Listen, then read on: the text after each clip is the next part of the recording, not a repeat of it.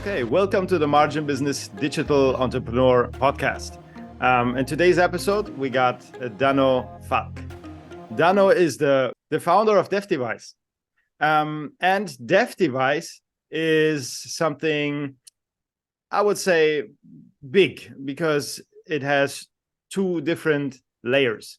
One side is his business, his consultancy business, and the other side is his selling business, or was his selling business, from what I understand, correct?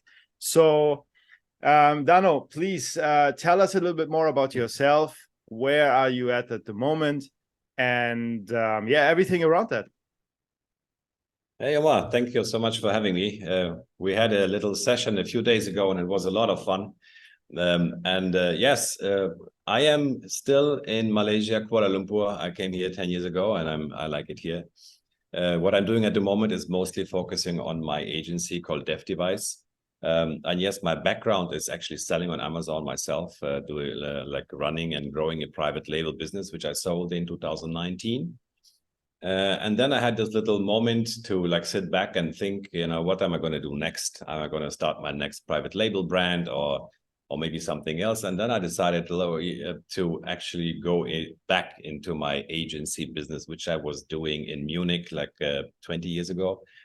To share, what I've learned, to share my knowledge and to work with clients and to help them grow their business. So that's what I'm doing today mostly. Amazing. So you are originally from Munich, right? So kinda Germany. I'm kinda from Munich. Germany. Yeah. Or where are you originally from? Yeah. Where is maybe you lived outside of Munich, or where is the? It's a difficult question where I'm from, because it always depends on which time of my life you're looking at. Okay. Because I've been living in so many different places. I was born in Ukraine, and the first 10 years of my life I spent back in the Soviet Union, Ukraine, Kyrgyzstan. So most of my childhood actually I spent in Kyrgyzstan. And then we moved. My parents have like German ancestry, so they kind of moved back to Germany, because honestly, as a German, after the Second World War, you did not have a very good time in the Soviet Union for a lot of understandable reasons. Yes. So Germans were kind of fourth degree humans. They were treated like worse than dogs, actually. So in order to get their children, including me, a better prospect in life, a better future, my parents made the effort, which was like a big effort to move out of the Soviet Union, because there was no such thing as buy a ticket and travel somewhere. It was a closed thing, so you could not leave the Soviet Union without being a diplomat or having some very, very special permission. So, but my father made that happen. And I'm thankful today that, he made all this effort. So, we moved to Germany, and that's where I spent my time after 10 years old until I was 30 plus 40 or something. And then I came to Malaysia. So there have been different stages in my life in different continents. When I was 10 years old, I had lived in 5 different countries. Yeah. Wow. That's a lot already. That's amazing. I understand that your parents must have made a big effort, because I visited the German Republic back then when it was East and West. I visited, and I know how hard it is to cross the border, even for people from the West to go to the East. Even West and East Germany was tight, very tight. It was completely crazy, So I don't even know how you did it, because normally it's like either you need to work for the government or you need to run. You need to have a good plan to go cross over. There's basically these 2 options, but there is a third option. So we did have relatives in Germany, so that was like the anchor. So you could apply for a thing called Familienzusammenführung, like to family reunion, family reunion. Yes. Okay. But there was no guarantee for it to be confirmed or approved. So my parents actually moved, and one of the reasons was we lived in a German community, and the government did not want this kind of domino effect to happen. So if they give a permission to one family, then all the other families will also start applying. So they didn't want that. So my parents moved into Belarus, like White Russia, where there was no German whatsoever. So we were like the oddball. We were like the only German family in the whole town. And that's what kind of increased our chances to leave. Otherwise, I don't think we would have gotten the permission. Okay, yeah, it's already pretty near the Belarus. Yeah, wow. Yeah, because when we look at the map, Kyrgyzstan is pretty far east. Actually, you're back home, right now. Yeah. It was the Middle East basically. Yeah, Kyrgyzstan was the Middle East, and now I'm like in Southeast Asia. So yeah, I'm kind of like closing the circle in a way. That's what I thought. Yeah, very interesting. So let's start from Germany.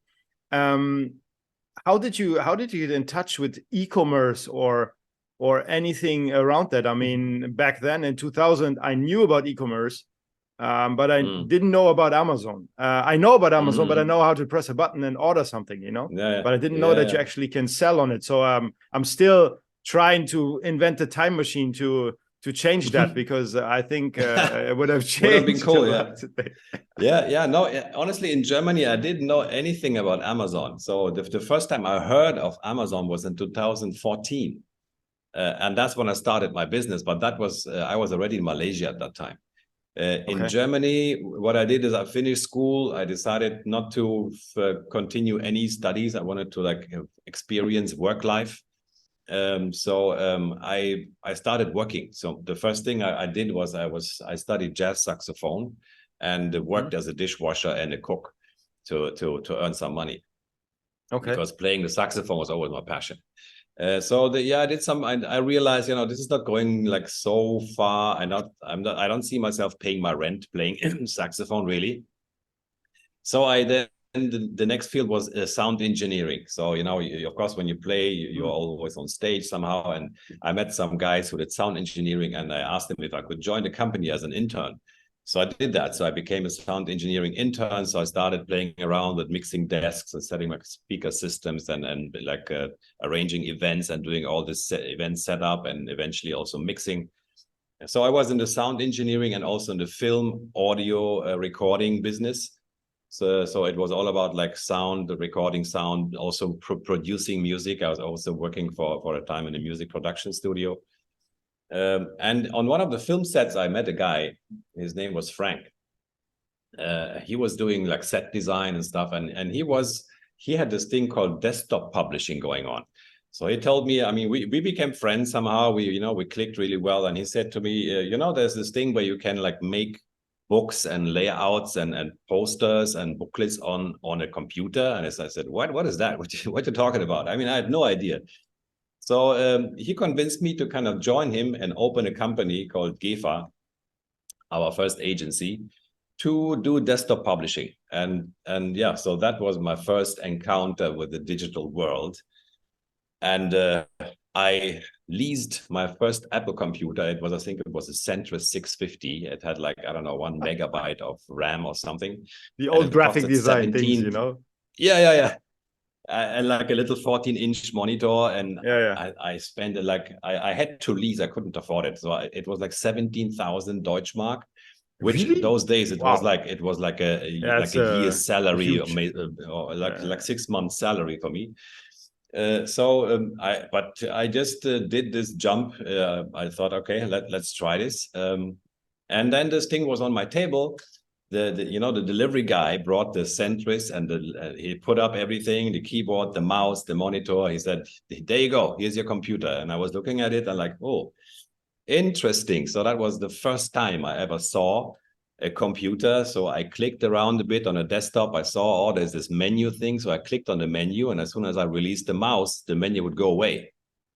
And I thought, dude, this is broken. How can I select anything if as soon as I click, I release the mouse, the menu goes away? So I called it, the shop. I said, guys, your computer is broken.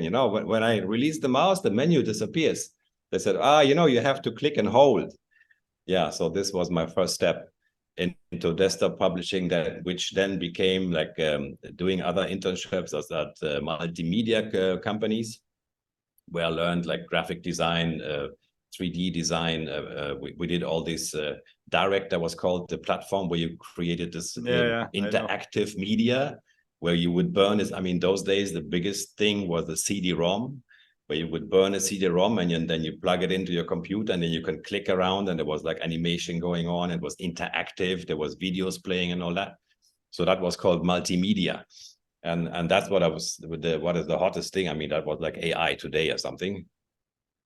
So that was my first steps towards the whole e-com thing.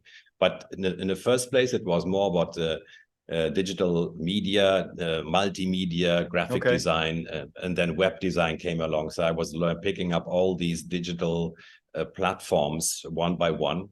And then the e-com part came much later. So that one, when I heard about you can sell on Amazon, which was to me like, what? eBay, eBay was very trending before, you know? Oh yeah, but I did eBay. Yeah, I did eBay for a while, but then packing all these boxes and running to the post office became really tedious. Can you imagine, you know, when you have be scalable? Oh yeah, that's a problem. Yeah, you so I did that a for warehouse, a while. you know? Yeah. I mean, there would have been a way, but I mean, the Amazon, like 2014 was for me this aha moment where I thought, look, wait a moment. I mean, I have all this experience online, like doing graphic design, like working with the internet, marketing.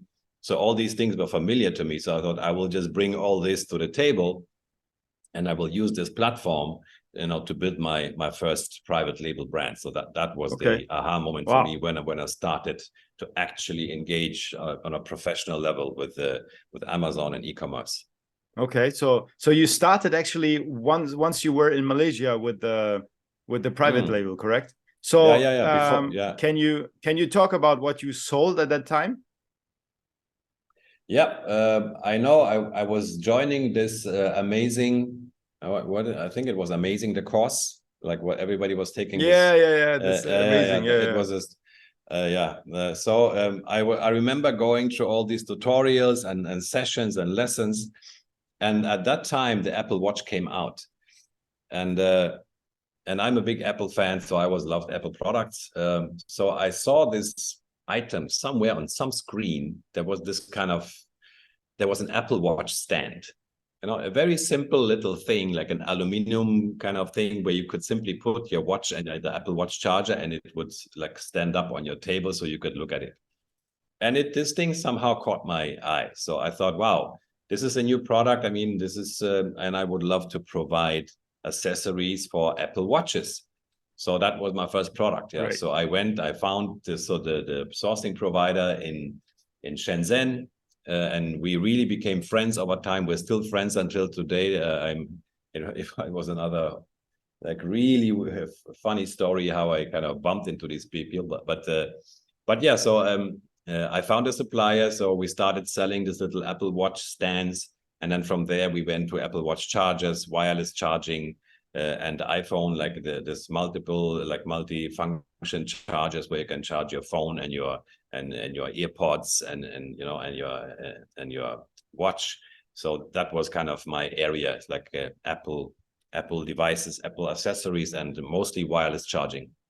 Wow. So actually you understood a trend very early, and then actually you grew with it. So it's kind of, you knew what was going on, and you know this is definitely something what every seller or who wants to sell should put in his mind. You know, if you catch something early or you catch something what is possible to evaluate, you will have like you did. You know, the whole years afterwards, you have a great. You know, you just have to wait until a new thing coming out, and you provide another accessory and another accessory. And Apple items are high level.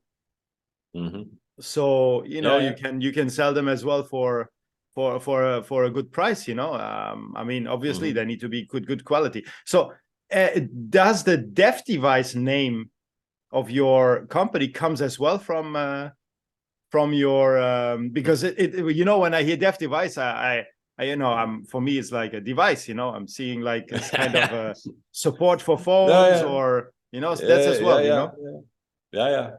Well, yeah, it actually was founded during the time when I was still mainly selling on Amazon, and the agency stuff was a side business of mine, because I developed a chatbot system based on ManyChat where we could automate kind of review generation outside of Amazon. So we would generate giveaways, and then people would kind of buy them. They would submit a review, and we would refund them. So which was at some point it became like against Amazon terms of service, so the system stopped. But this is what I was doing also. Kind of.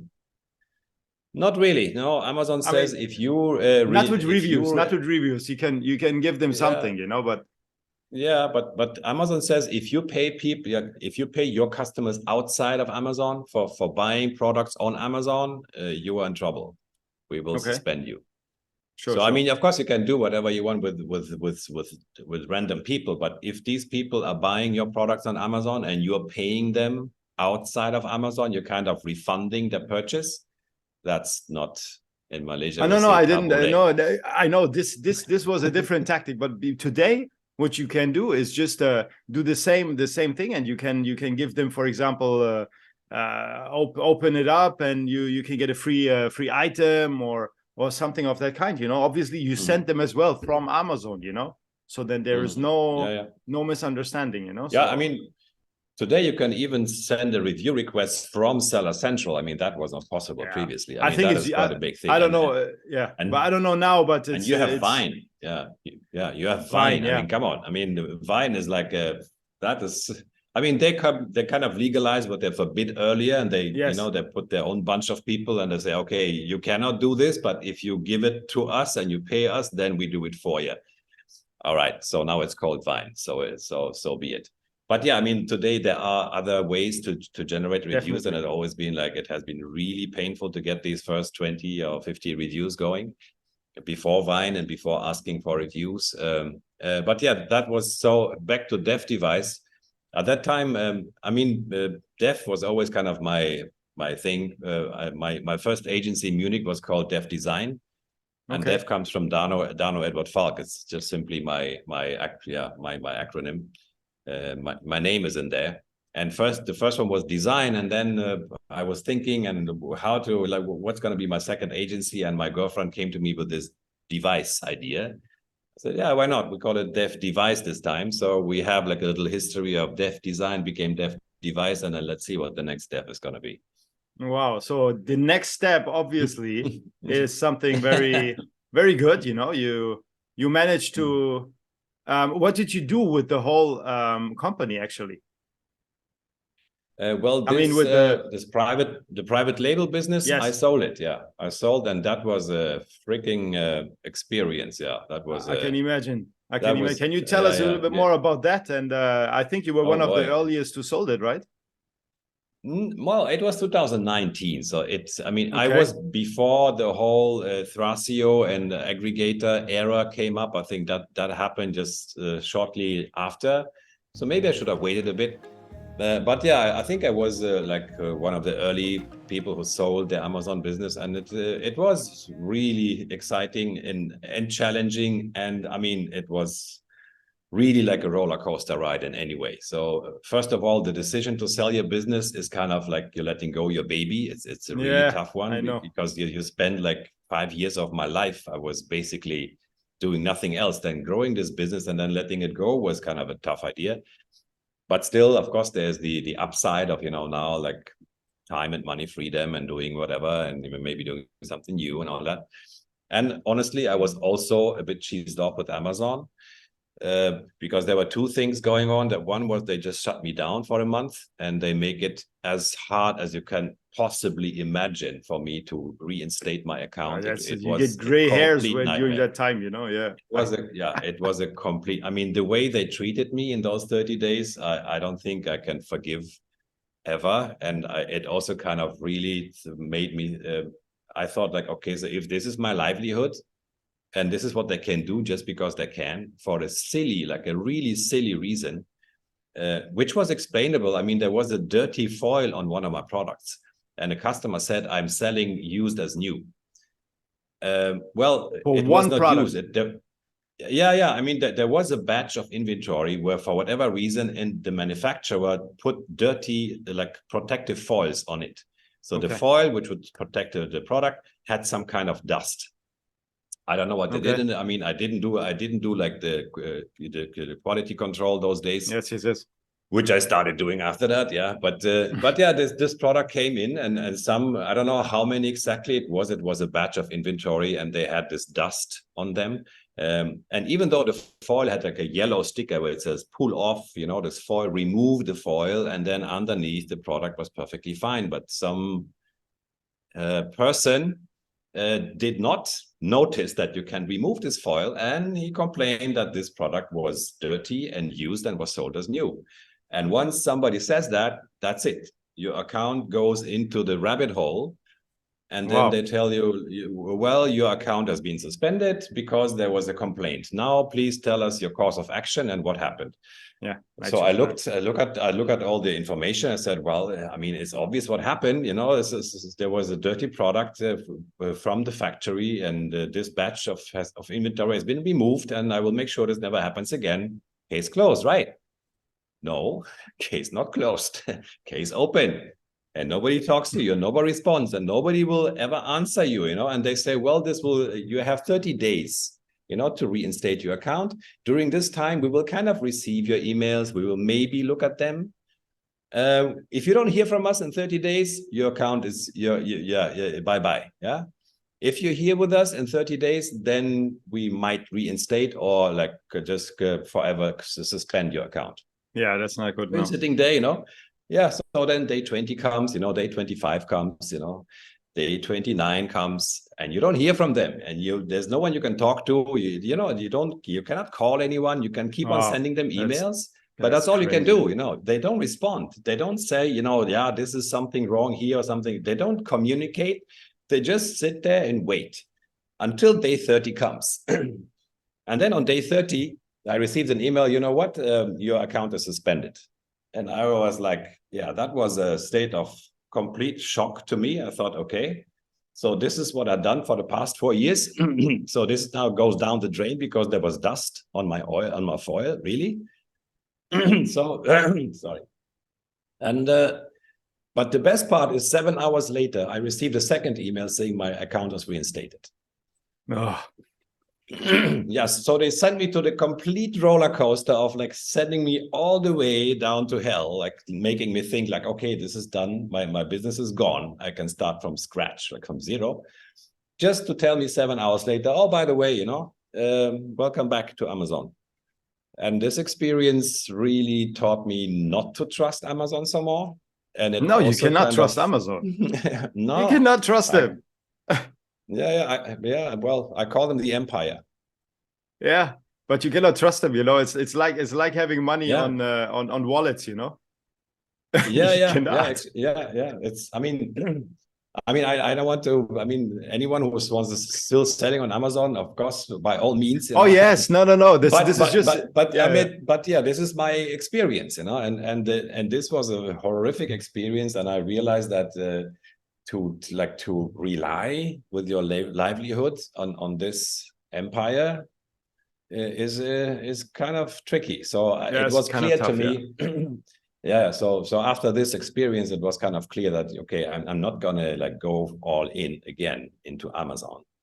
I will do something else. I might do Amazon on the side, but I will do something else where I'm working directly with people, and I also find it more purposeful to work with clients, to work with humans, and to help them grow their business. It gives me a better sense of purpose and fulfillment, rather than selling products to people who I never saw and never will meet and never know. So it's a bit anonymous. So I do prefer this kind of agency work. But yeah, I mean, they all have their up and down sides. I mean, I'm not saying selling on Amazon cannot be great. A lot of people are making a fortune and having a great time and expanding in all kind of marketplaces. So, and we still do, we still manage Amazon accounts, and we still work with Amazon sellers. So it's just what can happen. It's just what can happen to everyone, or what happened most probably to most of the people, It's happening, and but it doesn't mean that Amazon selling on Amazon is not good. It is definitely good. Yeah, of course. And I'm sure. Are you then you sold everything? Are you still selling? No. After that, I know how much it takes to build a brand. I was looking into this wholesale business model where you don't have to build a brand and you kind of just take other people's products and you're one of the other 10 sellers and you're kind of selling arbitrage. The same thing. It's not kind actually arbitrage. I mean, arbitrage is when you actually buy products from the store and then you the Colgate and all that stuff. So that's a bit different. But the wholesale approach, it kind of sounds like hands-free, but then it comes with other challenges to get approval from these brands, and most of them are already packed. They say we don't want any more Amazon sellers. So I mean, this is still something which we do a little bit on the side, but not seriously. Okay. But and it also, to open up a new Amazon account, I can tell you that took me another like 7 months. Really? Because when you sold yours, then it's obviously your name is in there and everything, and then they say, why are you opening a second one? So my name was in there, and then and somehow the new owner, he didn't manage to get my name off this account. For whatever reason, my name was somehow still there. I mean, the problem is I was selling under my own name. I did not open an LLC, which you should. I think you should just have everything under an LLC, and then you're out of it, and then your name is not attached to anything. But my name was in that account. And one of the users and there's some part of this account, he didn't manage, or he didn't want to, I'm not sure, to get my name out. And after that, applying for a new account was basically impossible. So we did a lot of things. I hired lawyers to get my name out of it. And so opening a new Amazon account didn't come easy. We did manage eventually to open a new account. But as I said, I'm still focusing on my agency stuff. And the Amazon stuff, I'm now experienced more from the management and from a marketing side, like helping my clients. That's how I deal with Amazon these days mostly.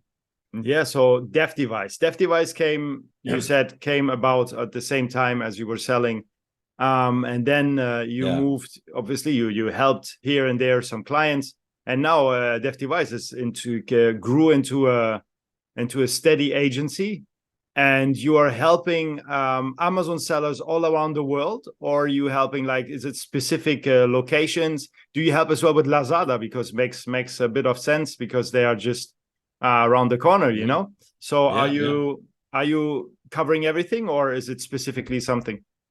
We don't cover everything. So we focus on 3 things. One is, we call it make your first choice online. So we do work with SMEs and with regular businesses, so to say, if they want to stand out and if they want to be found on Google, on social media. So that's basically like ranking social media services where we help them to just be visible and to get in front of their clients and customers. That's like a brand building exercise that we do for SMEs and also for e-com sellers.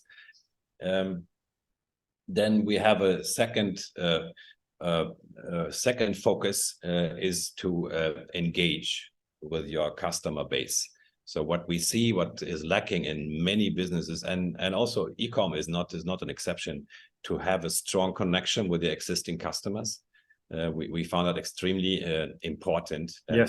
Which is really tough when you're only selling on Amazon, because as we know, Amazon is not going to give you your customers' emails or anything like that. So you have to do all kind of sneaky insert kind of stuff, to somehow get their details and somehow connect with them, and maybe also sell on your own e-com store and so forth. But having this customer base and engaging with them via email or other platforms, to me, is another very essential part. And I think I would say 80% of all businesses on this planet are not doing it properly. They all have a bunch of spreadsheets, but there's no engagement happening. And I keep preaching the biggest challenge when we sell online is to sell to strangers, because it's very expensive to sell to a stranger. It takes a lot of effort, a lot of PPC money and whatnot to get people from I don't know you, I've never seen you before, to actually doing business with us. And as we have entered this new stage of this is the customer, he has bought from us, then we have to treat this person like a king. Because it's so much easier to sell something to someone who already knows us, who already trusts us, who has bought from us before. So that's part of my marketing philosophy, that this is one of the most important things, to be really diligent with those people who have entered our universe and have become like our clients, our followers or whatever. So to engage with them properly, that is the second big area of what we cover. And the third one is account management and helping Amazon sellers to grow, to rank, to get their best possible listings together, to take care of everything that's related to the listing quality, rankings, keyword research, external traffic. I think is also very important. PPC management, and with this area, we're focusing on Japan. Because we see a lot of, we have been managing Amazon Japan for quite several years now. And we have learned all our lessons and learned all the challenges that come with like running an Amazon Japan account. So we would like to extend this knowledge to other sellers right now and invite them to check out this fourth biggest marketplace on the planet, Amazon marketplace, I must say. With a lot of potential, a lot of opportunity there. There are 100 million users on Amazon. Oh, Japan. they're big.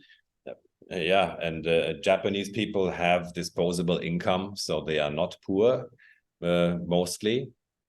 It's very close to China, so if you're sourcing from China, your shipping time suddenly goes down from 3 weeks to 3 days. Amazing. Did you sell there as well? No, I didn't. I didn't sell myself, no. But no, I mean, on behalf of our clients, is it easy to open up an account, or is it a headache? Yeah, it's quite easy. It's rather easy to. You don't have, like in India, you have to work with a local entity. Yeah. You have to open a company in India. In Japan, you can open an Amazon account as an individual offshore company, or as an individual, or as a foreign company. You can open an account. You can. Okay. Wow. Yeah. Yes, you can. You can. So you don't have to create any company in Japan. So that is a good part. But then the importing part can be tricky. So there's depending on what category of goods you're in, you have to comply with a lot of regulations they have. The Japanese are like the Asian Germans. They have a lot of rules. I know. I was there in Tokyo, Yeah. They like things to be, like that, not like that. Pretty strict. Yeah. Like yeah. And that's okay. So that's fine. But yes, you have to comply with their stuff, and there's a lot of importing regulations. So you need, like with customs clearance, can be a bit tricky. And then of course the big challenge is the culture and the language. So to understand what Japanese is about, just to begin with, is quite a journey. It's challenging, definitely. Yeah, it's very challenging. But yeah, I mean. Let's say if you have a brand that's going well, you're selling, let's say in US and in UK or in Europe, and you want to grow further, of course, selling off Amazon is one like elephant in a room. That's a no-brainer, which makes a lot of sense. But then to look at Amazon Japan would also be definitely worthwhile to at least check it out. Yeah, definitely. I think it's a very good information, the Amazon Japan. And as you know, as you do the account management, we do the listing optimization for the Japanese market. Because, that's fantastic. So and the localization, right. Because it's when the thing is, you will even in our company, because I don't speak Japanese, obviously, you will need a localization expert, and then you need as well.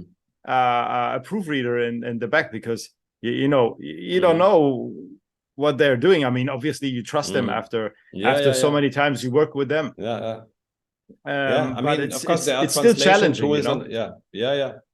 Yeah, I mean, you can always do the first step using some tools like Google or like even Never ChatGPT do is that. doing. Never do that. Yeah, just to get the gist of stuff. I mean, I would Yes, yes. never publish a listing which comes out of Google Translate, but Sure, sure, to sure. get just to give Yeah, the to get an Japanese idea person what happened. Yeah. something to work with. Yes, Yeah, sure. so at least they have something to work with, but then yes, I completely agree. You need a human being who is not just a native speaker, but who also understands Amazon search terms and rankings. So they need to get the whole picture of of what is, and then of course it also is good to have a second backup option of proofreading, because we have no way to even get the first piece of what it is. I mean, they could have written like a happy birthday letter to us and we wouldn't know. Yes, I know. Yeah, so I mean, I mean, of course, we still can retranslate and all that. Sure, sure. But yeah, I mean, at it's least a little bit. yeah, yeah. And I then know what you these mean. three scripts, the three scripts, I mean, four scripts actually, they have four scripts. So they write stuff like, imagine writing English and then you put some Slavic alphabets inside and some Chinese, and then maybe some Thai, but this is what they do. Yes, it's pretty crazy. It's from so you can write the same word in 10 different ways. You can write it with one script, and you can write it in another script, and then sometimes they mix the script 1 and script 2, and so it's really, I mean, yeah, variety is a good way to put it. For sure. It's when we go then into the linguistic part, it's actually I spoke with Chinese, and they say that they can read the old Japanese. Like, sometimes they might not understand it, but it's they can really read it, and sometimes they even understand. But it's very interesting, because like you said, there must be they're putting everything inside. It's it's a very, very rich language, and to learn it. Okay, I think you need a few years. No, I wouldn't recommend to learn it, but yeah, I would recommend to work with experts who have experience and get this done. Then there is of course it also depends on which category you're selling, and so what we normally do with first to do like a check. We do like an analysis for this particular category for this product, because you have to kind of do like a basic ballpark estimation, like what is the price range of the people selling on Amazon, what how many reviews they have. I mean, what is there, and the offline presence is another tricky one, right? I mean, in the US, of course, it's a no-brainer for every Amazon seller maybe to run some Facebook ads or something to to bump their listings, because Amazon loves external traffic. Doing that in Japan, even having a Japanese website ready is another challenge. It's another challenge, exactly. Yeah, it doesn't come like that, I mean, in US, you would expect every brand to just have a website, which is easy enough to accomplish these days. But then you need if Japanese people look you up, and if as soon as you're selling like a higher price ticket product, like high quality things, there is a decent amount of Japanese people who are willing to spend more. So they wouldn't go for the cheapest product. They would go for the high quality. But then they want to see you outside of Amazon, so they don't just simply go and buy. I mean, if you buy I don't know, an iPad case for 1,000 yen, and there's another one for 10,000 yen, there are people who would be willing to buy it, but they will not just buy it on first sight. They would first go and check, and they would do like research the brand, and I want to see like proof of this brand and the authenticity. And this is something we have to provide also, and that is another layer of complexity, which to have your off Amazon presence going, it can also be much more tricky than in English speaking countries. Oh, definitely. Do you have by any way any of your favorite brands? Maybe even you can pull out one from Japan, which you came through and you said, wow, they did really an amazing job, a foreign company, or maybe a local company which did an amazing job on the Japanese market, or maybe even on the worldwide market. What is something which comes up directly in your head? Ah, um, you mean like an American brand who did a great job, For example. with their presence in Japan? Yes. For Huh. example, like the Well, branding experience and all that around. Or even if you cannot find one right now, then what do you think, like some of the brands you have seen all of your life, like which really stick out and they do still an amazing job, through the times. Yeah, well, I have to look that up actually. Yeah, I mean, of course, right now the brands of our customers come to my mind, but that would be a bit selfish to to brag about Sure. our customers, and I'm not sure if they would be comfortable if I mention them here. But yeah, I mean, I would have to come back to you with this one. So I have to do some research on this. Okay. I mean, right on top of my head, I don't have any brand which did this amazing job in Japan. But yeah, it's actually a good question. Yeah, I should check this out. Great. Yeah, that's definitely something I'm looking as well at, because I'm sure there's some US companies who are doing an amazing job over there, especially what comes always in my head is like the protein stuff, if I will do random check afterwards myself, the protein stuff, on nutrition is one of the monsters, and I want to see if they do the same good job in Japan as in the United States. And you have in Malaysia GNC, which is a complete joke on Amazon in the European Union. But who listens to me while then? Yeah.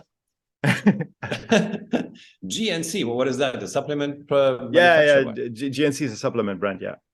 Oh, and they're based in Malaysia and they're selling in Europe.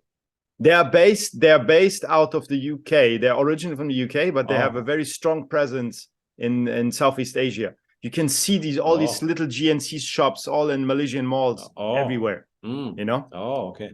And they do a great job in Southeast Asia, Australia, and Asia itself. But in Europe, they cannot get traction. And I tried to get in contact with them many times, but it's very hard, because I want to tell them, listen, guys, you do bad job, you just don't get it, And it's been a while, I'm even using them in presentations and everything, I'm using their example and put them against on nutrition and everything, but because they're bad.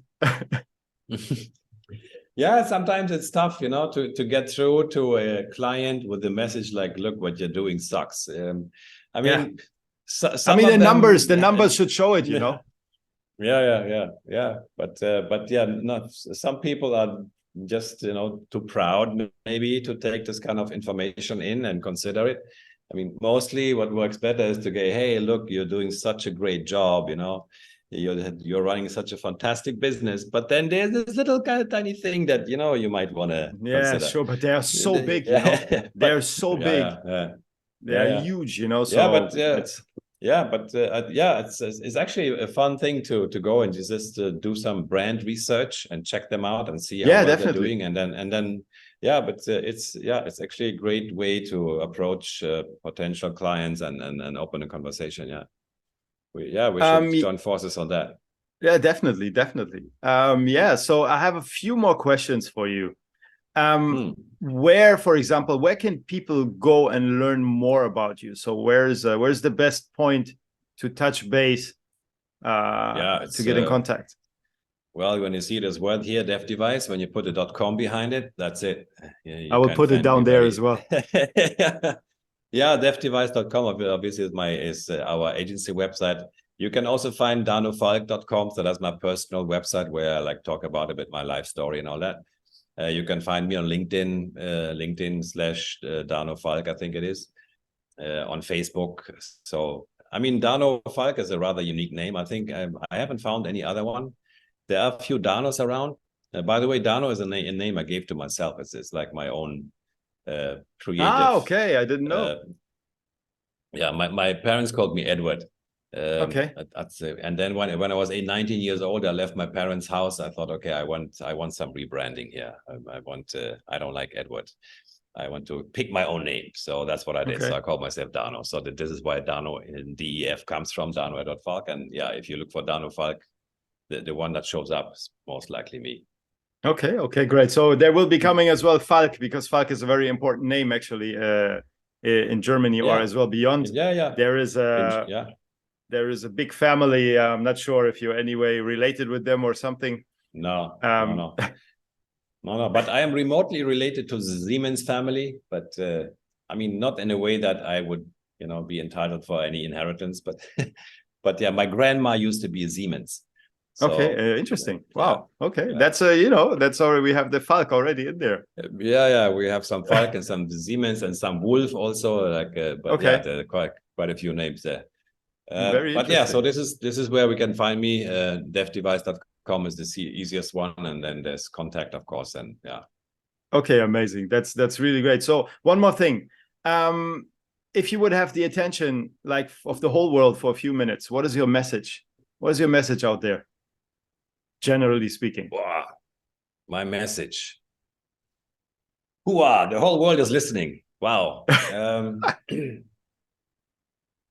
My message, I think, would be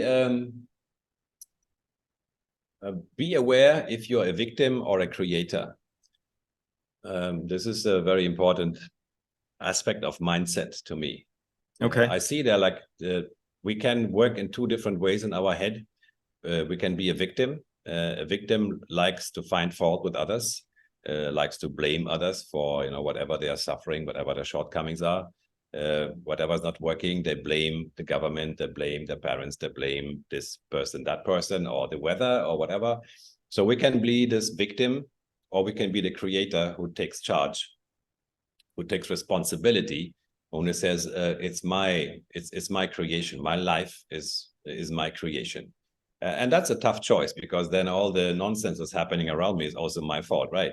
So I cannot blame all the people around me, but yeah, I think at some point in life, we have to make this decision. Are we a victim or are we a creator? And the creator comes obviously with all this potential, with all this, all the things we can create, but it also comes with all the responsibility. And it's a bit uncomfortable because we cannot blame shit on others. But yeah, this would be my little message to the world. That's amazing. I think it's very good. And it's a very big message. You can make it very huge, and I will use it as well for your. We have for all of our guests, we have a picture with some text. We put this on social media, so this will be in there as well. This will stick to you forever, Dano. All right. All good. Perfect. Thank you so much for your time today, and really, it was a great journey through your life, through DefDevice. Everything that we learned from you about the Amazon Japanese market. Much appreciated. Thank you so much. Yes, thank you for having me.